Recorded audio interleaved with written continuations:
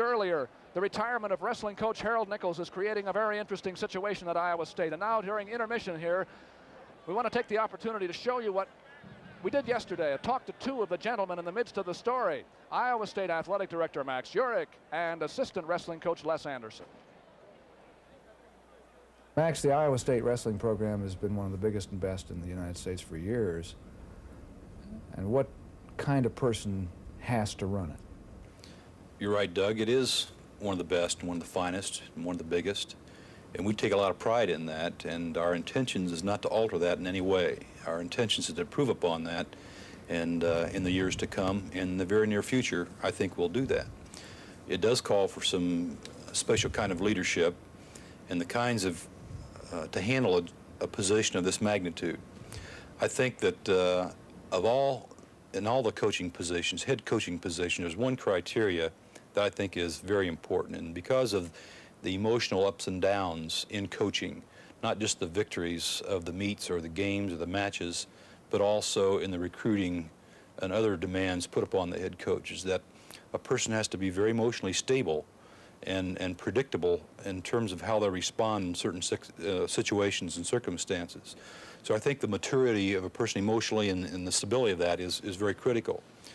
Additionally, I think the person has to have an X factor, something that I almost can't articulate, that's just something about them that that says that they are something special.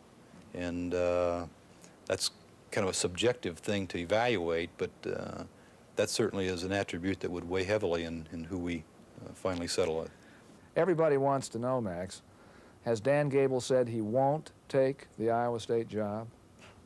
Doug, I've said from the beginning that I would not discuss individuals in any way in this. I won't discuss Dan or anyone who I've talked to, who I want to talk to, who have called me and have solicited my attention to them, or whom I've called and tried to generate perhaps some interest. I think it's fair to say that I've talked with a wide range of people. Everyone expects me to talk to Dan Gable. I have talked with Dan. Dan's talked with me. I've talked with Harold Nichols. I've talked with Les Anderson. I've talked with a lot of people, not quite coast to coast. And I appreciate their insights. And we don't always talk about the head coaching position either. That would be an incorrect assumption on your part and perhaps others, to assume that every time you talk with someone, it's about the head coaching position. That's not true. It's about a wide range of things, but it does deal with college wrestling and amateur wrestling. Are you concerned about the recruiting? Not a bit, not a bit. I feel great about the recruiting, and that comes from the feedback I've gotten from recruits and from young men that are considering Iowa State. There isn't any way that we're going to do anything but improve our program here. And I don't say that in disrespect of Harold Nichols in any way, but I think it is time.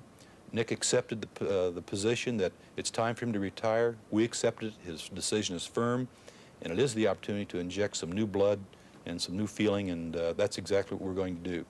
Les, every once in a while someone will say that Iowa State might be just a little bit behind in the trends in national and international wrestling, and that maybe the new program is going to need, at the head coach level or the assistant coach level, some sort of new blood. Now, what do you have to say about that?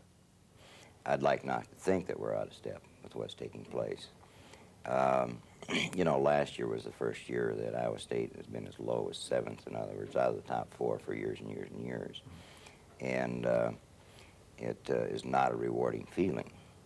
The only rewarding thing that came out of that was the number of disgruntled fans that stepped forward. And that's good, because that means they've had years and years of being spoiled.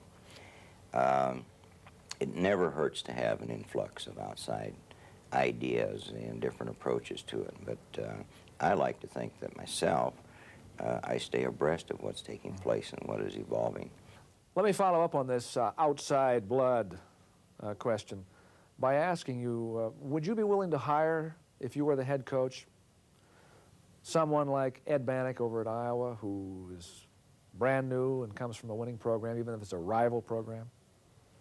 I look at people not what programs that they've come out of on the basis that they're a rival. I would look at a person and what they can contribute to the program here in reference to their background. as far as a technician, and as far as maybe what the background pattern of preparation has been for them as an individual. I want to look at the total contribution. Just because someone can perform exceedingly well on the mat does not mean they can coach. It does not mean that they can shuffle the necessary papers that go along with coaching. Coaching is by far deeper than just going out and recruiting and being up in the room, traveling with the squad, sitting on the bench and hollering in the corner.